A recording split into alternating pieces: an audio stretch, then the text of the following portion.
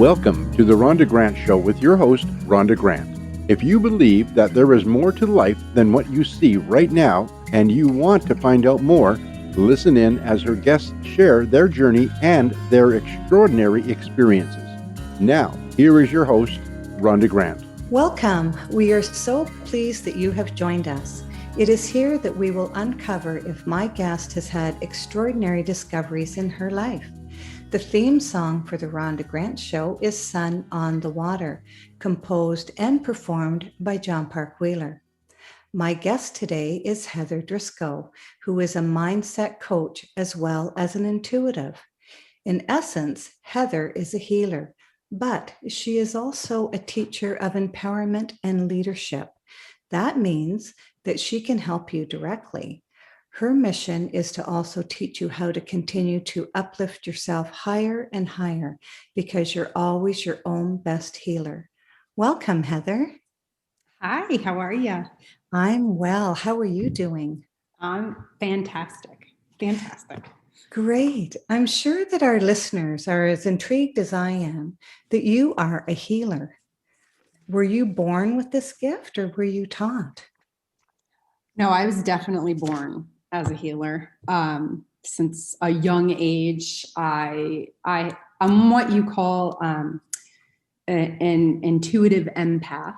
So for those of you that don't know what an empath is, I have the ability to feel other people's emotions. I feel like there's a lot of empaths and people don't know what it is, what the term is, but I have the ability and did since I was young. I can really kind of tune into someone's energy and feel exactly what they're feeling, whether they're anxious or happy and excited or sad.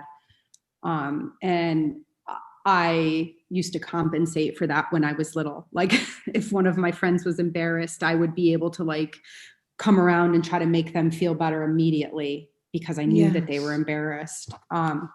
And then I also, when I was young, would see spirits by my bed. They would wake me up, and I definitely was born this way. I was born with this gift. Heather, did you find it overwhelming that you were able to feel other people's emotions? I did. For a long time, I'll say that I didn't know that I was feeling other people's emotions. Yes. I thought everybody kind of felt the way I felt. Like, I growing up, like, especially through high school, I looking back, always attracted people to me that were wounded in some way, didn't have a good family upbringing, had a horrible childhood. And they were just kind of drawn to me. And I could always feel like the deep sadness with them and the anxiety. A lot of them had anxiety and a lot of fears.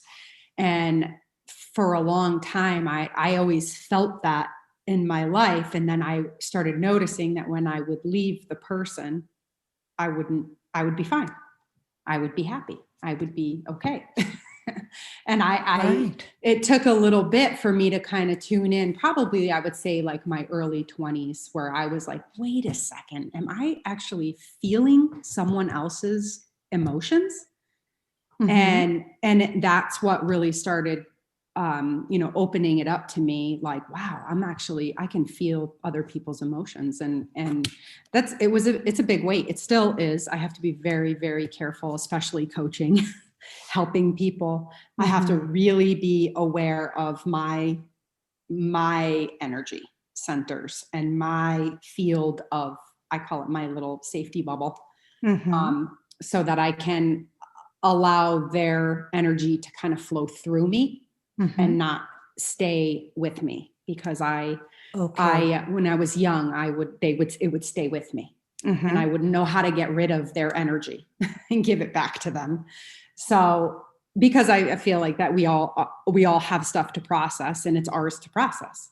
So it's important if you are an empath and you're holding it, to give it back to the person so that they can actually process it, which is what they came here to do, I believe. Yes. And a lot of people don't realize, though, that these emotions that they have, or the healing that needs to be done inside their body, they're carrying that as energy.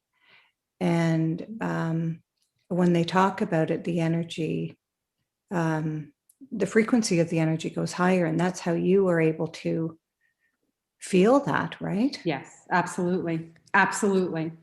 Yeah. And now that I know what I'm working with, I've studied with a lot of teachers, in the US from, Sonia Choquette, who's a intuitive, and a bunch of other teachers, worked with them one-on-one, where I really kind of had to get a grasp on myself and what was happening with me, and how do I channel what the information that I'm getting about people. And a lot of people don't want to know. I found out, like, if I know what's really going on with them, sometimes I can go deep enough that it's not even in a conscious part of them.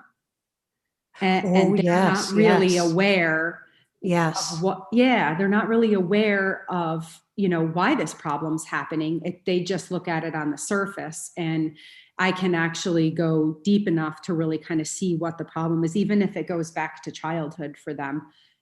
And that, I have to be very careful sometimes, because sometimes people don't. That's why it's subconscious still. They're not ready to work on it.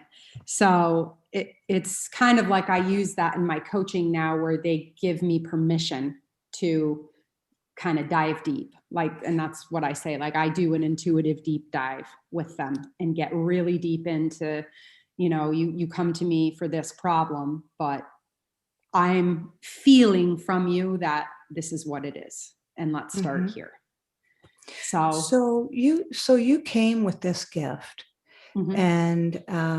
and you spent most of your, childhood and adolescence not realizing that other people didn't have this gift. And a lot of people who have special abilities find that out later. Yeah, and absolutely.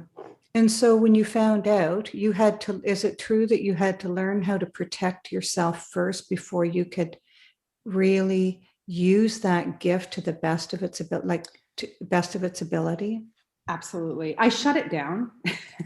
Yes. So when I got to a point where I got pregnant when I was 17 with my daughter, and her biological father was just very wounded, and he was very depressed and just, emotionally and physically abusive. And I spent a good portion of my, 15 to, I'd say, like 21, I called it off with him. But looking back, all of the emotions that I felt were his, and it became so much between seeing spirits or feeling energies, and then feeling his emotions, and everybody, that I just was like, I'm done. I get rid of it. I don't want to feel this anymore. So I just kind of numbed out and shut it down.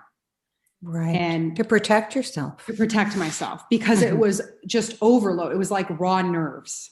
Just everything was raw to me. And that's really what I'm called, as a raw empath, where I can go in and I can actually feel people's emotions like I'm them. So I can, if somebody's really sad, I immediately will start to get this like lump in my throat, and like all of a sudden tears will form in my eyes, or I sometimes feel physical. I can feel physical symptoms, or if I know that someone needs to speak their truth and they're not speaking their truth, all of a sudden my throat will start to close up, and like I can't talk. So I get actual physical symptoms in my body that is theirs. So that was another thing too, where I wanted to shut it down, because I was getting chronic headaches, and I was not feeling well a lot, and none of it was mine. So I spent a good portion just kind of shutting it down, I'd say from like probably 15 years old up until my early 20s, where I started, seeing people standing over me again. I mean, I have mediumship abilities, and I don't use that a lot, but I have the ability to connect in with spirits. So when that started again, it was kind of like, all right, there's something going on here. I need to really start to work with this. Right. And so when you say medium or spirits. Mm-hmm. Do you, is it a connection that you feel them or do you see them? What does that look like?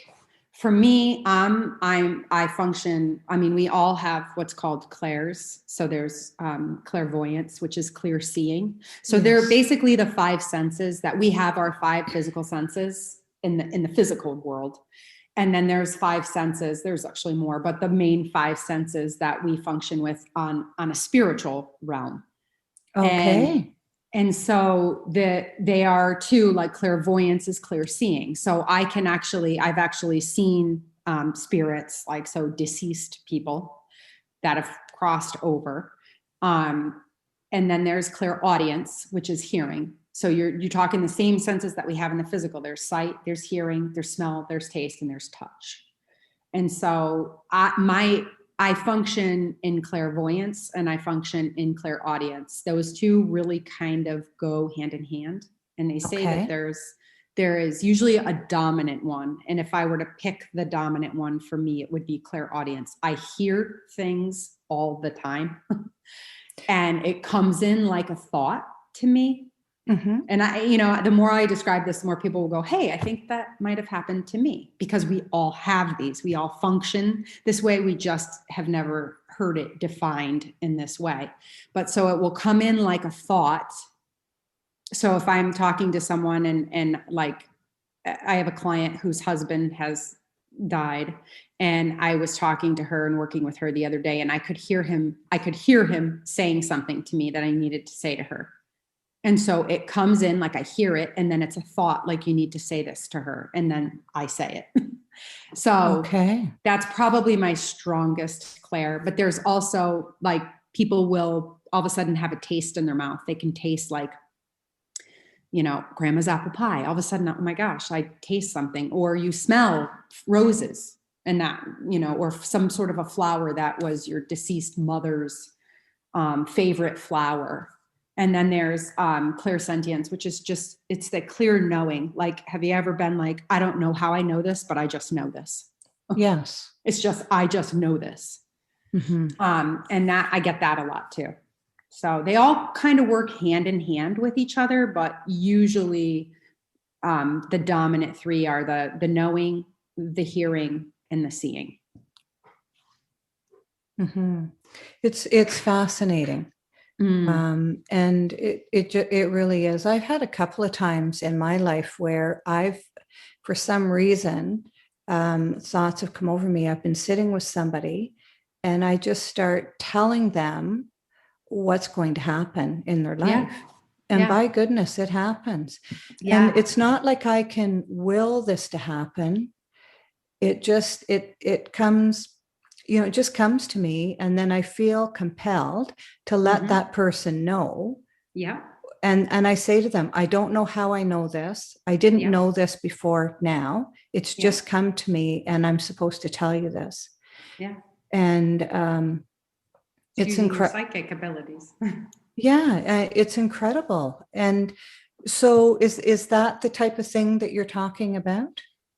Yeah, I mean, I have that. Actually, that happens to me a lot with babies for some reason. Babies. Oh, fantastic. Yeah. Mm-hmm. I can sense when a baby's around. So, and what I will say is I can sense a baby around, whether the baby's going to be born or the baby never was born, but is on the other side, whether, whatever happened, miscarried, aborted, or whatever. I can feel the energy of babies. And that's happening a lot more frequently to me now. That happened to me with my daughter, where 9 months before she got pregnant, I knew she was going to have a baby, and I knew the sex of it, and I knew she was coming within the next year. So kind of spoiled the fact that I knew I was going to be a grandma for the first time. Okay. Yeah. So, and she's pregnant with her now. And what happens with me now is I'll just be sitting in a meditation and I can see her face. So I know that she's connecting with me. Mm-hmm. And I know that she's preparing to be born, and I can just see her and I can feel her energy. So, and this is awesome happening. Thing. Yeah. And this is happening all of the time. And it just, it is just if that person, like you, for instance, is able to have the gift to realize that, to feel that, to see that, right? Yeah. And I think the problem with a lot of people not understanding this is just that they just don't understand what a lot of people will chalk it off. They're like, I wonder why I had that thought. That's so weird. Why would I think that? Or I didn't just see that. That's weird, because when I do get a vision or when I do see a spirit, the way I describe it to people is like when you have a dream and you recall the dream and you're telling your friend and you say, oh my gosh, I got to tell you about this dream I had. And you start to describe the dream. It's like a movie playing in your mind's eye. You can see every detail and you can describe everything and the colors and where you were. And that's what happens when I see things or when I hear things and I'm told something about a person. It's almost like I can see a movie reel playing in my head, and it'll, sometimes it's connected to their past. Like if they had an incident happen when they were in childhood that I can link to the problem of where they are now, I can see it playing like a movie, and then I'll ask them about it. So that's incredible. what happens. Yeah. So that's what ends up happening to me. So, and I've learned to kind of shut it down when I'm not really working, because it does get annoying. I have, because I mean, it's really like, I'll be standing in the grocery store and the person in front of me, I'm like, oh, you're not really a good husband, are you? Like I start getting information about people and I'm like, okay, I don't need to know that. What am I going to do with it? It's not like I'm going to go to him and be like, listen, you really need to stop cheating on your wife. It's not okay. Like I can't do anything with the information. And it's really kind of the rule where, like I said, when I work with my clients and they sign up for coaching with me and we talk, I mean, they give me permission to go in deep. And so to do that to somebody unwarranted and just kind of approach them and be like, excuse me, are you really that much of a jerk? No, it's not appropriate. So no, I don't do that. So I've learned to kind of, if I start to get information, I'll just be like, okay, let it run through you and just go on with your business. And I won't hold the information. I kind of just dump it. Yeah, because that's definitely the type of skill that you could take home and take to the grocery store and take wherever you wanted, really. Oh yeah, absolutely. So it must be hard to actually turn that switch off. I mean, in the corporate world, you go to work and you come home and you try not to think about it or talk about it, and of course that's why you have so much stress. But you learn over the years to open the door and close the door. Yes. But with a gift like yours, it's pretty, I would think it would be pretty tough to close that. Yeah, it really is, especially like for me, I'd say the hardest time for me to tune off. I'm extremely close with my husband. Him and I are very connected. So intuitively, I don't even need to be around him. And all of a sudden, if he's stressed out about something or if he's anxious about something, all of a sudden I'm like anxious for no reason. And it happens with my children too. I immediately will pick up, because it's such a heightened change in my physical body that it's like a humming for me, where I'm like, okay, this isn't mine. I wasn't even thinking about anything that would stress me out. So I need to find out whose it is. And if I'm not working with a client and that happens to me, it's either one of my children or my husband. So that's hard for me, because that just comes on. It's just because I'm so connected to them that I can just feel the vibration from them. So, but it's also been a hard thing for me too. I will say, as an empath, I can intuit people's feelings, emotions. And so especially in my 20s and young marriage life, turned me into a people pleaser. Like it turned me into, yes. I have to make sure that they're okay, because it wasn't just dealing with my feelings and my emotions. I was carrying theirs too. And so it was like, I really need to make sure they're okay, because this is the most uncomfortable feeling in the world. It's a lot of emotion. And so I was constantly like making sure everybody was okay. That was probably the biggest thing. Like, people would say to me, stop asking me if I'm okay. You know, when I was young. It sounds like it was exhausting for you for quite some time there.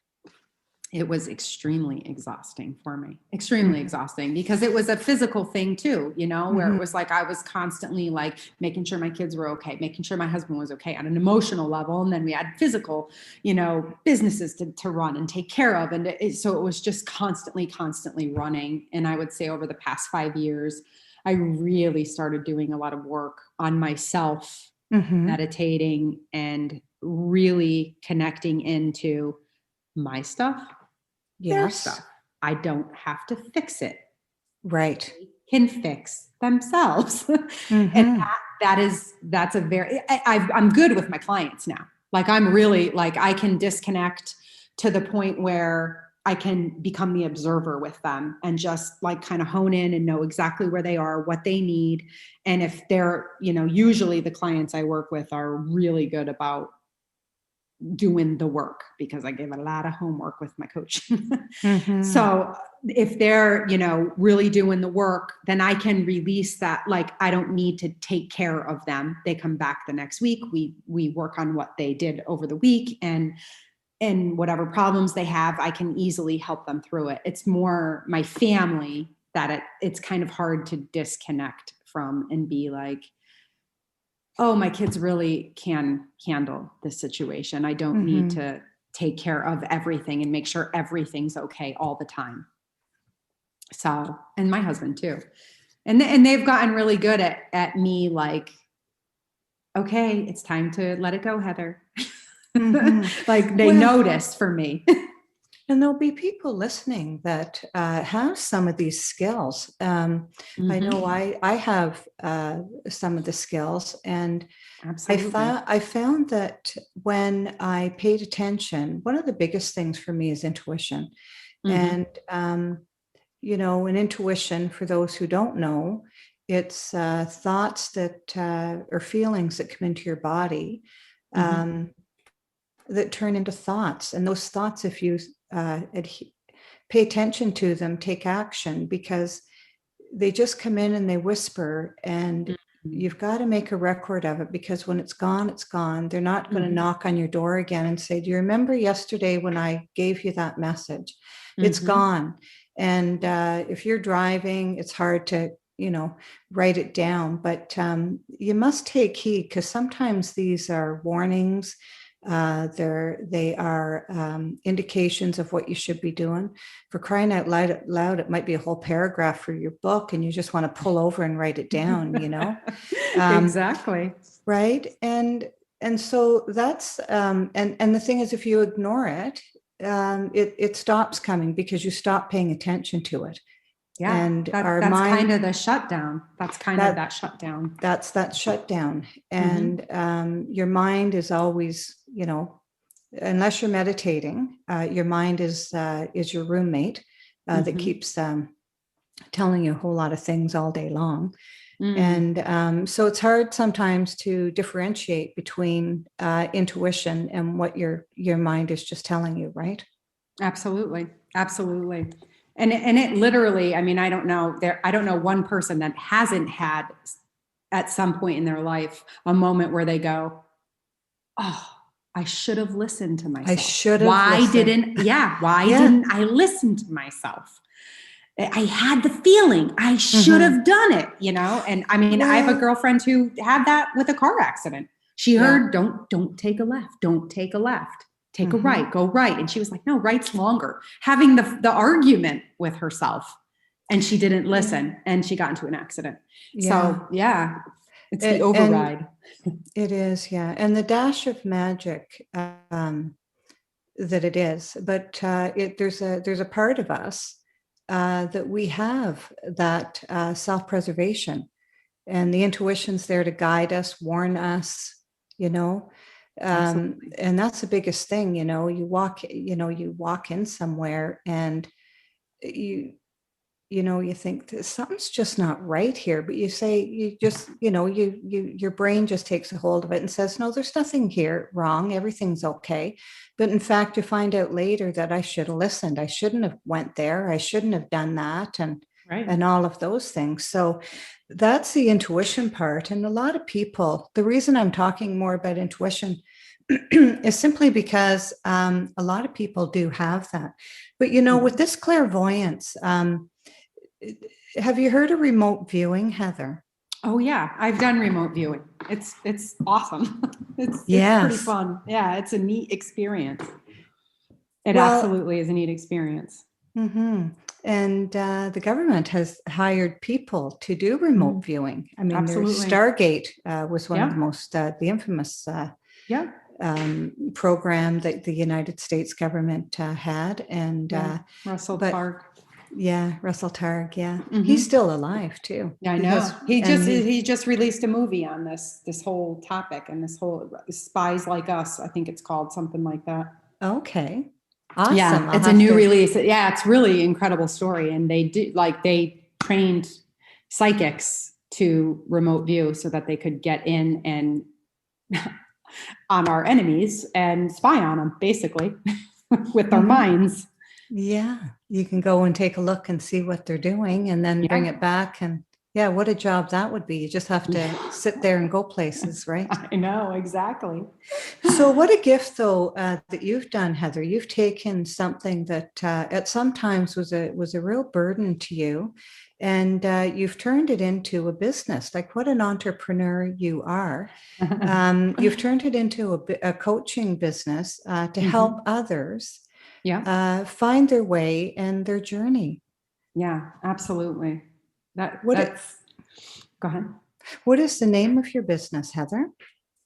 I have my coaching business, which is Heather Driscoll Coaching. And then my mom and I have because my mom is one of my great teachers too. Her and I are extremely close. And we have a spiritual learning center called Back to Eden. Beautiful. And it's we actually have a physical location where we hold workshops and she teaches and I teach. And we also, I coach on Zoom, especially now with the pandemic. Done more coaching on Zoom than I have live. Well, yes, and thank God we have have Zoom. Yeah, absolutely. Well, the pandemic is doing good too, even though people may not see that. It's definitely calling people to go within. That's for sure. Yes, well, there's a whole shift in human consciousness. Absolutely, that started a few years ago, and with the pandemic, a lot of people have are finding out more of who they are because they're not going outside to check with other people to see what they're wearing looks okay and how their hair should they look the same as other people. You know what I mean? Absolutely. So we end up spending more time with ourselves. So how do people reach you? And I'm going to ask you at the end of the call, but I think that if people are listening right now, they might grab a pen and write down how they can reach you, Heather. Sure. They can call or text me, and I'll give you my phone number. It's area code 860, and I'm in the U.S. I'm in Connecticut in the USA. It's area code 860-634-2196. And you can also find me we're on Instagram. I'm on Facebook under Heather Driscoll Coach, and also my website, which is enlightenmentmethod.com. Wonderful. Yeah. And so you're a certified intuitive personal life empowerment coach. Mm-hmm. I'm also a certified HeartMath coach. HeartMath coach. Yeah. What is a HeartMath coach?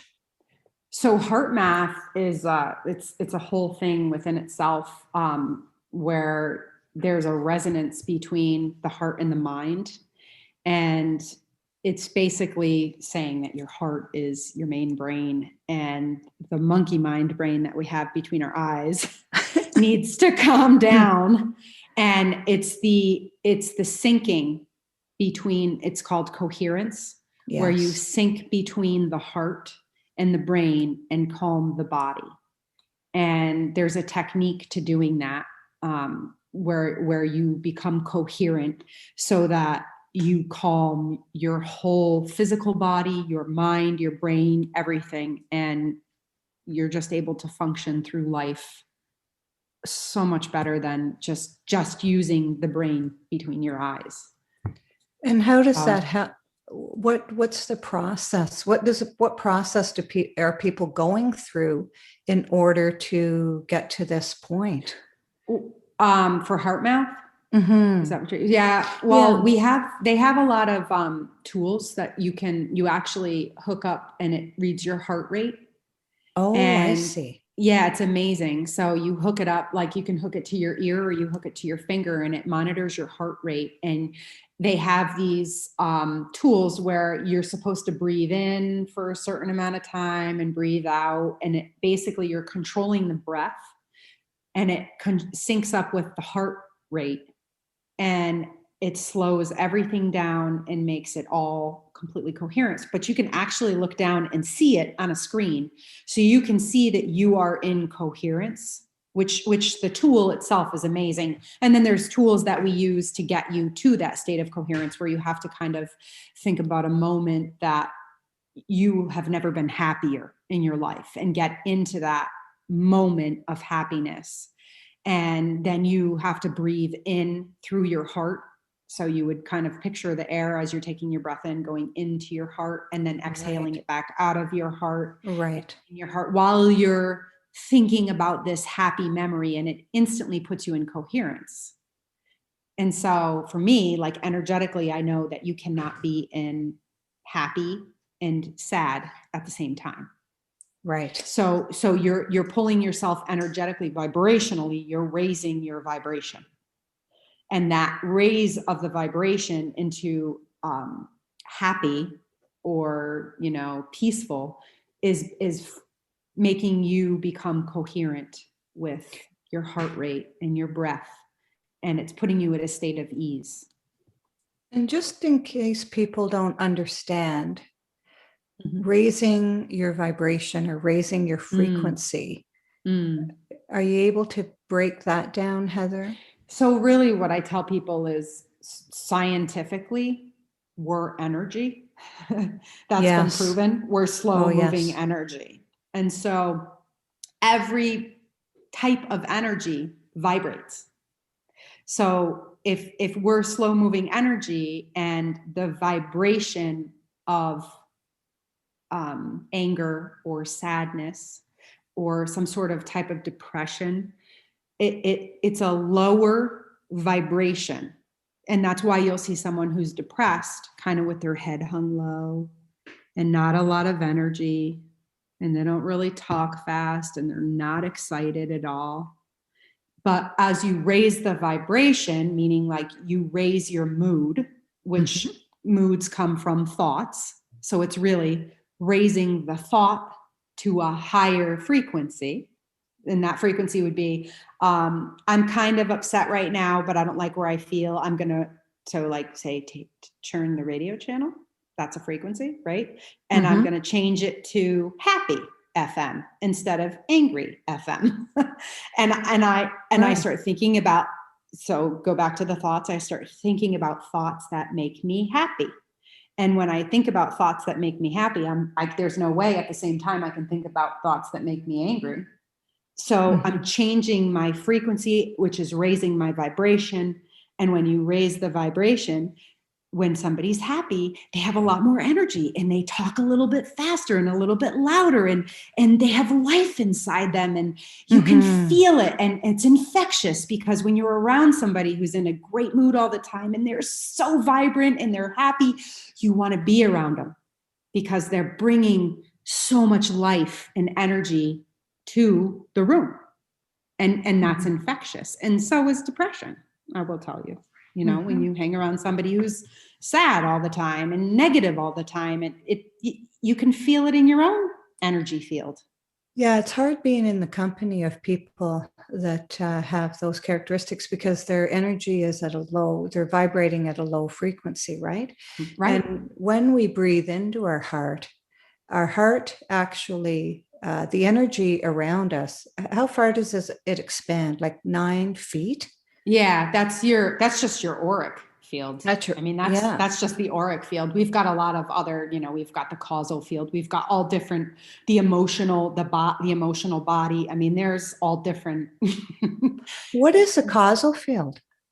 It's more like the thoughts, where the Okay. thoughts are held, and changing the thought frequencies that are coming in. So, and that changes the emotional body and then comes into the auric field. And it's just like all these layers that we have around us. Right. That we don't even know about. We just No. get up in the morning and have our shower and go to work. Yeah. And a lot of people just say, oh, I'm in a bad mood because, this is what happened to me yesterday and I'm still upset about it. And this is the way I feel. So that can't be changed, which is not true. I mean, it's been documented that we think on average, I think it's 60 to 70,000 thoughts a day. And of those thoughts, 90% are the same exact thoughts as we thought the day before. Yeah. And like 95% are negative. Right. And so it's time to change it up, just absolutely. kind of shake it up a little bit and think up. And that's why it's good to continue to keep stimulated with different activities, reading and music raises your vibrational energy if you, absolutely. But it's easy, Heather, for people to get into a slump and they don't even know that they're in it until they come out of it. Oh yeah, absolutely. They don't recognize it. And even if they do recognize it, they have been that way for so long, they don't even know how to even start to get out of it. Like it's just so, because we pattern since we're little. And then it's just, how many times do people say, well, it's who I am. It's just how I am. If you don't like it, too bad. This is who I am. Mm-hmm. Well, and I mean, people handcuff themselves to themselves because they don't know another way and they don't want to try. They, it's a disempowering place to be. Which is too bad, but I'm really thrilled that you do what you do because, well, I wish there was more people like you, Heather, that were able to help people that are stuck or have bad things that have happened in their lives that they only think about before they go to sleep at night, or they think about in the morning and then it disappears again. Right. And so it's just a wonderful gift that you've came here with and harnessed. Yes. And, and are able to, and you're able to help as many people that you do. Now, your website, which website is it that you have a free offering, Heather? Yeah, so I offer a free half-hour consultation to work with you in my coaching. I have 3 coaching programs. It's enlightenmentmethod.com. And what I do is offer that free consultation because I see if you're going to be a fit for me as a coach, and I want you to see if I'm going to be a fit for you. So it's the best way for people to really kind of say, this is what I'm going through right now. I don't know if you're going to be a fit for me, but what do you think? And we can both make that decision. And I think that's the best way to do it, because nobody wants to pay for something and then be like, ugh, I don't like them. How many times have we been there? Like, oh, can't believe I bought that.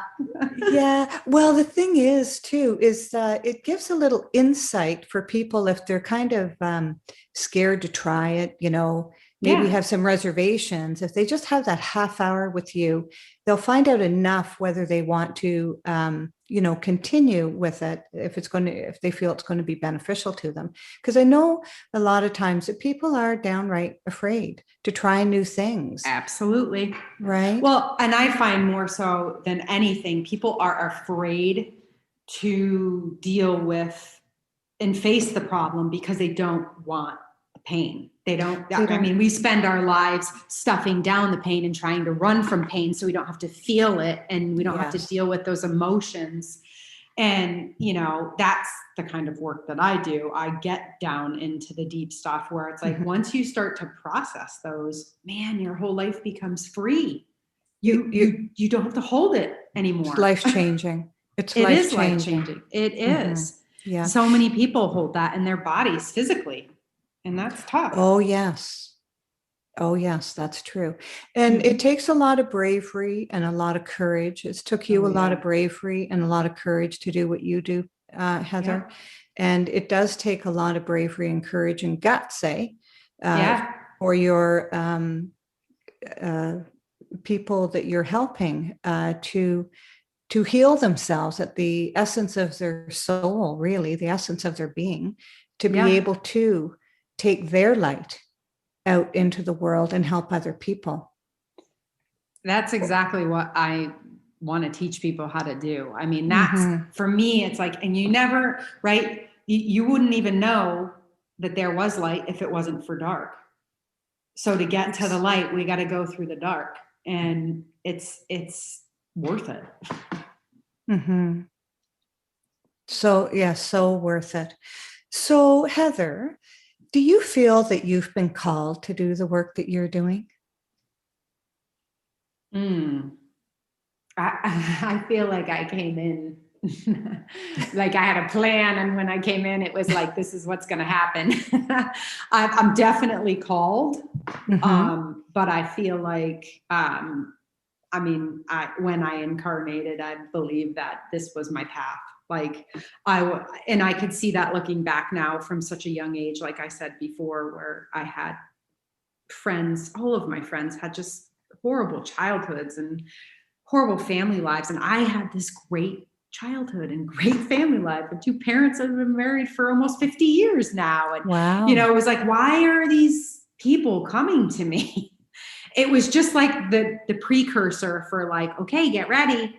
You're going to need to know how to handle problems. And like, you know, this is what's really out there for people. And this is how you can help them. And so I feel like I definitely was called. I mean, I remember being like 19 or 20 years old, just having this knowing that I was going to help people all over the world. Like it was like, wonderful. No, this is what I'm going to do.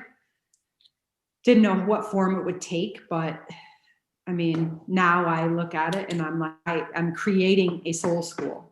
For me, that's my ultimate goal, is to have this, it's called a soul school, where people learn how to get back to their souls and find what they're here for. What did I come here to do? Because we're all here on a mission. We all are here on a mission. And apparently we were very excited before we came here because of the work that we were going to do. Right? Yeah. And but I mean, there's people that believe and don't believe in these types of things. Yeah. And, but I know. I have a lot of clients that go, no way would I ever pick this life. No way. Well, the thing is, they personally wouldn't have picked the life, but it doesn't have to do with them. It has to do with their souls, soul and their soul journey. Absolutely. And what we have, the ideas that we have that we want to do with our life might not be the ideas that our soul has. And sometimes that's why we try to do something and we just keep on coming up against a brick wall, because maybe that's the obstacle we're supposed to overcome, but maybe we need to pay more attention to how to get through, over or under the walls that are in front of us. Absolutely. Absolutely. Sure. Very well said. What extraordinary, thank you, Heather.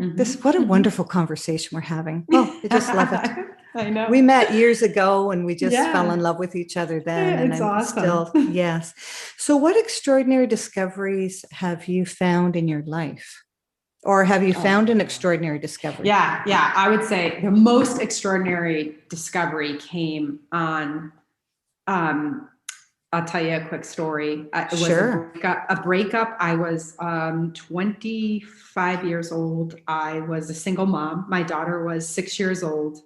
And I had a lot of limiting beliefs about myself. And I had like I'm going to be alone for the rest of my life. Nobody's ever going to want to be with me. I have a child. I'm going to be broke forever. I mean, and so that's what was showing up in my life. every thought I had was like, oh, here you go. There it is. Yeah. And then one week I had a bankruptcy foreclosure on my condo notice, and my car got repossessed. And then my boyfriend and I had broken up. And it was like every fear that I had feared came true in 1 week. And so my sister flew me out to Chicago to go be with her because I was like in mental breakdown state. Right. And in the airport on the way home, I saw a book that it was called The Creative Visualization Workbook by Shakti Gawain. And in an airport, like I've never, ever seen a book like this. This is like divine intervention for me. This is the moment of aha, where I saw the book. I was so drawn to it, and it was a workbook. And I was like, what the heck is this? And so I started reading it, and it was use the power of your imagination to create what you want in your life. And I was like, no way. It doesn't work. All right, it does. Let's try it. And so for the next 3 months, I worked. My daughter was 6, and she would work with me. Every night after work, I would lay with her on the living room floor, and we would cut out pictures in magazines of the husband I wanted and what I wanted him to say to me, and the house that I would have, and my horses I would have, and just like got really big. It was like a 1-year plan, a 5-year plan, a 10-year. And I just kept being like, this is so much fun. And I was in the energy of like, make believe, I guess, like it possibility. And like, really, your thoughts really do change things. Mm-hmm. And so the biggest thing for me was, I'm actually looking at the page right now where I cut out in that magazine, it said, where have you been all my life?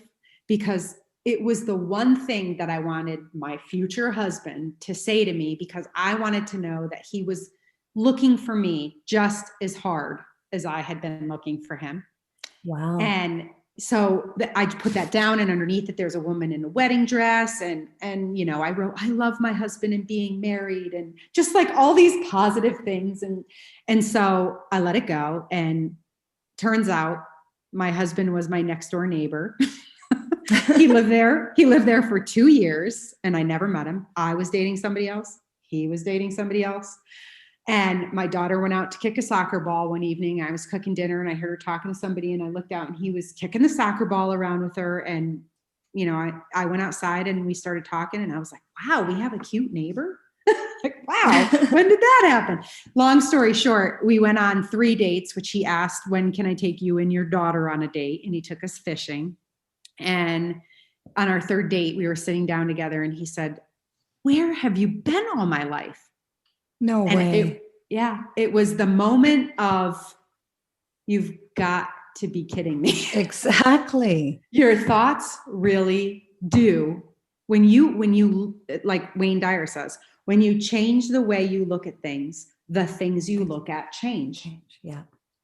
And I had been looking at things like, I'm never going to have, I'm always going to be broke. I'm never going to meet somebody that's going to want to be with me. And I spent the last 3 months visualizing the man that I wanted to meet. And it was just like, he was my next door neighbor of all things for 2 years, and I never knew him. And so needless to say, everything else in the book happened. Everything that I wrote down, from my horse farm to this business now that I have created, everything that I have written down has happened. What a testimonial, Heather. That's fantastic. And it's so easy for people to subscribe to the negative words, like I'll never have this, and be down and believe, and then that happens. But you just change it and look at the kind of life, like you went from bankruptcy and all of that to look where you are today. Oh, absolutely. Yeah. Because my husband and I created, thoughts. we created a business, extremely successful business together, and beautiful house and horse farm, and 3 beautiful children. And I mean, I love my life. Like, I mean, I really, that's the one thing that I feel like for me as a coach, I need to Yes. be authentic with my people that I work with. Oh, And yes. Yes. That's it's wonderful. like, listen, I'm not afraid to tell you about the crap that I've been through. And I'm not afraid to tell you that I've been there and I've had those thoughts and Yes. my life was horrible. But I did the work to get to where I am now. Well, yeah, you're the walking, talking example. Yeah. And Right. that's what I like to work with my people. Mm-hmm. Mm. How wonderful. Yeah. Where can people reach you again, Heather? I'm sure people are going to be texting and calling you and emailing you. Let us know, Heather. Sure. So phone number is area code 860-634-2196. You can text or call. And then my website is enlightenmentmethod.com, all lowercase, all one word. Then you can find me on Instagram, Heather Driscoll Coach. You can find me on Facebook, same thing, Heather Driscoll Coach. And email is driscoll.h@gmail.com. Thank you. And it's Driscoll. DRISCOLL. Driscoll. Two double L's there. Correct. Thank you so much to my extraordinary guest, Heather Driscoll. She has lots to tell, had a lot to teach us today, and she's got a lot more to teach anybody who would like to reach out to her. This is Rhonda Grant with The Rhonda Grant Show, author of Magical Forces Within, Extraordinary Discoveries in an Ordinary Life, inviting you to look for the magical forces within yourself today and every day. Thank you, Heather. Thank you. Thanks for tuning in to The Rhonda Grant Show with your host, Rhonda Grant. If you would like to find out more information about Rhonda and her upcoming guests and the work that she does, go to her website, rhondagrantauthor.com. That's rhondagrantauthor.com.